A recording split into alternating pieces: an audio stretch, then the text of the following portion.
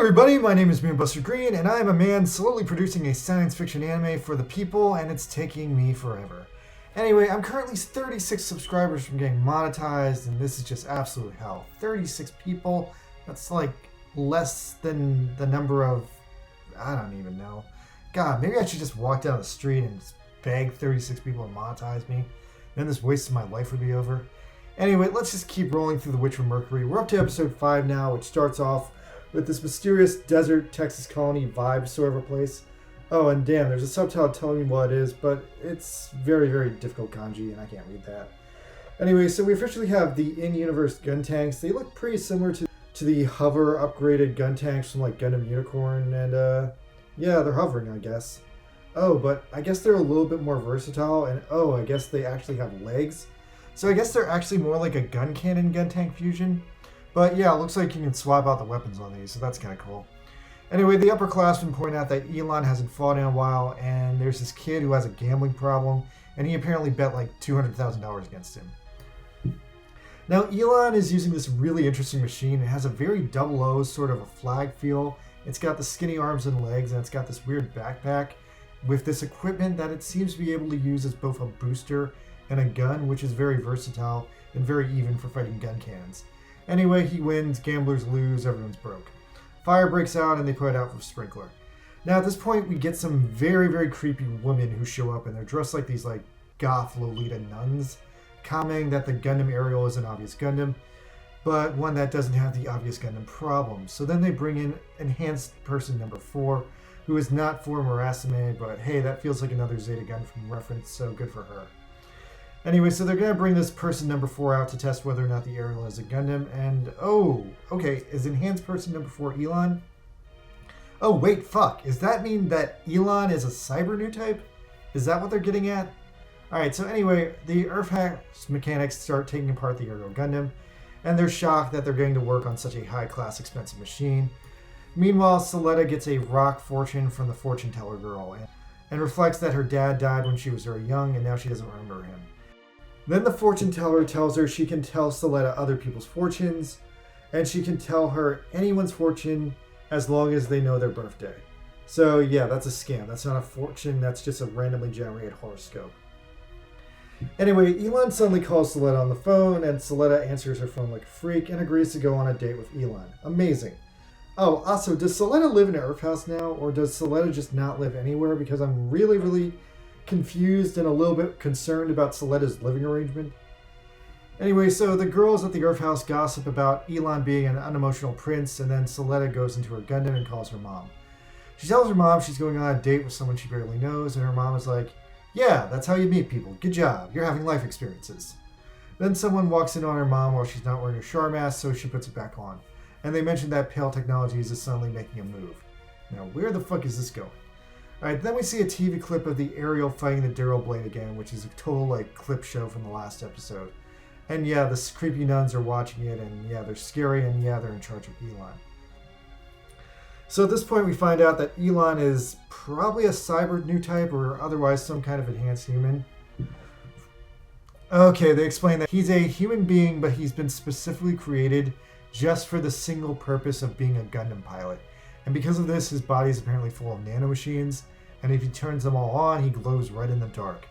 Holy drama. Okay, things are starting to go back into a dark direction again.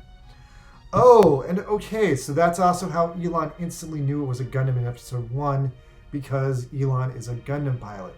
Okay, I get that. Anyway, then Soletta gets ready to launch with Choo-Choo, and holy shit! Her angry wife barges in on a fucking motorcycle and is completely against Soletta dating other people. Oh my god, run Soletta, you just cheated on your wife and she is pissed! Anyway, the girls keep Soletta away from her crazy wife and she gets on a train. Now, Mirin does remind Soletta before she goes off that there are 3 main branches in the school, and the 3 main branches are all her enemies. Now, Elon shows up and he's reading The World as Will and Idea by Arthur Schopenhauer, a 18th century philosopher with a very similar vibe to Friedrich Nietzsche. Now, I haven't read this one, but I also haven't touched a philosophy book since I stopped animating the show 8-Bit Philosophy, so I don't feel like going into that right now. Anyway, Turk's floozies suddenly rush into the gym and inform him that Soletta and Elon are dating, and Ghoul is super crazy and protective of Soletta now that he knows another man is trying to get to her. But apparently the whole date is actually a trap because he has Soletta do some basic training tests in the Gundam Ariel, and he's having her do that because he's actually doing espionage. Industrial espionage. Anyway, he's like majorly intrigued and surprised with disbelief by almost all Soletta's answers. Soletta tries to get his birthday out of him so she can read his horoscope and like figure out how compatible they are. But he blows over that and asks her to pilot the Gundam. So then he steals Soletta's Gundam and he like turns on its like Gundam system and he's like shocked by that. And meanwhile Soletta's just sitting in the dirt wondering about birthdays. So anyway, he stole the Gundam and he's trying to figure out if it's a Gundam or not. And then he instantly turns up the permit score and syncs with the gun format. But he's really surprised that he's not getting a gun format reaction from the Gundam. And he has something of a mental breakdown over this. Also, this is really important. This points out that the perfect situation with the Gundam system in the Gundam Ariel is localized to the system and it is not localized to Soletta. Anyway, he exits the Gundam, and as he exits, he's now Soletta's enemy. So Soletta still asks him for his birthday, but he responds he doesn't have one. Then Soletta asks him about his mom, but he probably doesn't have one of those either. But anyway, he's enemies with her now, and oh fuck no! He made her cry? Oh fuck you, Elon. No, you don't hurt my Soletta. Oh my god, I'm in love with Soletta. How did that happen? Why do I love her so much? Ah, fuck you for hurting her. Anyway, so then Elon challenges Gul Jiturk to a duel. Gul makes the stakes of the duel that Elon has to stop talking to Soletta forever if he loses. And Elon's stake is that Elon has to fight Soletta if he wins after beating Jiturk. Now, this is stupid because that's not how gambling is supposed to work, but Soletta okays it, so it's approved. Anyway, this time Gul launches in a mass production Super Zaku style Delanza. Definitely the weakest unit we've seen him in yet, and this is a major downgrade from even his episode 1 unit, the Delanza Custom. People even try to get the duel canceled because Gul is on such a losing streak, and I guess he's been forbidden from like using a mobile suit. But anyway, Elon comes out and he has the Gundam Ferrat. Now this Gundam has a really super modern look to it, and it's really hard to compare it to anything, maybe a Huckbind because it's the same color. But it also has a really weird like vibe to it. It's got like kind of a flying transformable mobile suit vibe. Anyway, so the two of them choose to fight on a space moon landscape, and then the Ferret kind of goes like full on with like its transformable mobile suit ancestry.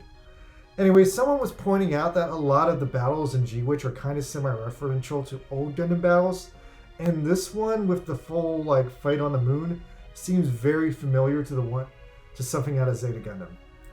Anyway, so Elon goes permit score 3 and then shoots out a bunch of these interesting new beam funnels it has, while drifting and sniping, and at one point he goes into a Wing Zero pose.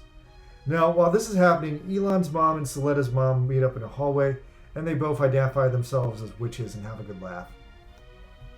Now, Jiturk cannot even get close to Elon because the funnels on his Gundam basically create an electromagnetic laser barrier, and Gul ends up completely destroying his mobile suit trying to walk through it. He ends up getting so destroyed that Elon just completely shreds his mobile suit, and this is the second time, or is it the third time, that he's gotten a mobile suit just completely destroyed. So Elon breaks off Jiturk's command horn with his hand. It's a total visibly climactic thing, and it's just like a really hardcore ending for the episode. So anyway, at the end of the duel, Elon forces Soletta to gamble the Gundam Ariel for the next battle. And the bonus art is Jiturk's sweaty gym people. Okay, so this was a pretty short episode, but nonetheless extremely interesting. Going over the past couple episodes, episode 1 was about Soletta, 2 was about Miorine, 3 was kind of about no one, but sort of about Jiturk, 4 was about Choo Choo, and now episode 5 is all about Elon. So we've definitely had an interesting string of protagonists going on through these episodes. And wow, there's a lot of big things to unpack on this episode. First off, fuck Elon, he's a cyber new type and he's a bad guy. And oh god, me and Miorine are on the same page now? How the fuck did that happen? It is really interesting though that like throughout the Gundam series, like starting with 4 Murasame, there have always been these cyber new type characters who show up, and they're always like unapologetically like bipolar and unstable and kind of scary. And the crazy thing is like every single Gundam hero is like I can save them, I'm going to fall in love with them. This really hit an all-time low in Seed Destiny, where the main character fell in love with Stella, who was like not only bipolar but had like the mental capacity of like a hamster. Here we get kind of the same thing with Elon. Elon is emotionally bankrupt. He hasn't shown himself to be bipolar yet, but nonetheless, sure, Soletta fell in love with him, and yeah, it seemed like there was something on his end too, but then he just decided to hate her because apparently she hasn't suffered enough for him. So yeah, that actually is kind of bipolar now that I think about it. It's just not like an emotional outburst of bipolar like exhibited. Anyway, go figure, Jaturk showing up being kind of a decent guy now that he likes Soletta, but it sucks that he got his ass handed to him in the MP Delanza, because that's the second Delanza he's totaled. And also, I really have to wonder now that this Gundam school is like all about Gundam fighting, and how the hell is any of it paid for? Like, in this episode, we get introduced to the concept that there's high-stakes betting going on around the Gundam fights, but I have to wonder if that's like what props up the economy. Anyway, Elon is a genetically created Gundam pilot, and as a result, he's filled with these gross-ass nanomachines, which we have previously seen in the prologue. It's also made him emotionally bankrupt, and based on his dialogue, it seems that he's in a state of constant physical suffering. He actually sort of reminds me of what happened to Akito in The Prince of Darkness. Didn't Akito have a bunch of nanomachines in him by then? Anyway, yeah, this is the first episode that really had material referencing the prologue. It's also the first time we see pilots using nanomachines, and yeah. It's also really interesting that the Pale House also has to specialize in using Gundams. And I guess since the leader and Soletta's mom are friends, maybe that means that they're like some offshoot branch that like stayed in the Earth sphere. Anyway, let's talk about the Gundam Ferret. Very interesting unit. Now, it did a pose here that like really echoes the Wing Zero, and the funnels here are very new Gundam. But honestly, I was trying to put a finger on it, and you know what it reminds me of? It really reminds me of the Gab Flea from Zeta Gundam. Especially with this like lunar fight in this episode, like very echoing Zeta. Anyway, it's got one of those old school beam launchers, which were very common in Zeta Gundam. The Gab Flea had one, so did the Hambrabi and like a handful of other suits. Anyway, apart from that, its other main weapon is electromagnetic funnel drones. That's an interesting new thing too.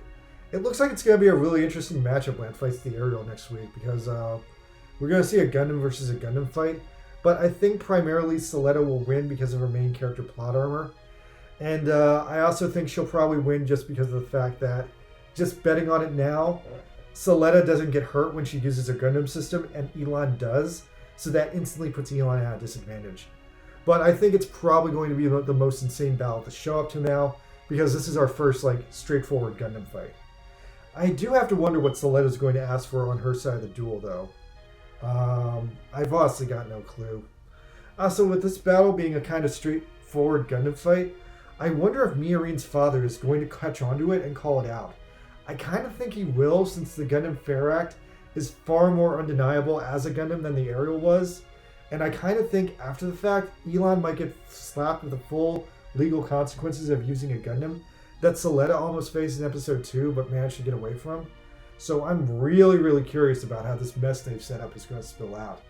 I think overall, Elon is going to get destroyed from this, both like socially, physically, like in all aspects of his life. I think this might be the end of him, and I think after this he might turn into like a supervillain. So yeah, this might be like his supervillain origin story, which is really nuts. Either way, I want to fucking kick him in the balls for making Soletta cry. Like, you don't make Soletta cry, man. She's like so fucking precious. Anyway, there's one last thing I want to go over before I close out this video. After the episode, the Japanese fan community put out this chart of who exactly is who in the Witch from Mercury universe right now. And the big thing about this is it identifies the three main branches. Jaturk's branch, the branch with Shaddiq on it, and the branch with Elon on it, which is Pale Technologies. God, it's rough for me to read Japanese. Anyway, so the important thing for me to point out to you guys right now is that the school has 5 main ruling princes, and of those, we've seen the 3 that are associated with the 3 main houses that are enemies of Soletta. But what's interesting is that we also know about Cecilia and Roji, who are also the main princes, but we don't know what their affiliation is, as they're not members of the three main houses, and they're not members of Earth House, which is another major house. Choo Choo seems to be the leader of Earth House, but also Nika's big there. And yeah. So there's a lot of like questionable factions going on right now in the whole school versus school drama. I love that there's such an elaborate chart like this just for like a fucking high school. All right, anyway, I think that's it, you guys. I was Moonbuster Green, and I'll see you guys next week. Get some rest. Please subscribe. Thank you. Good night.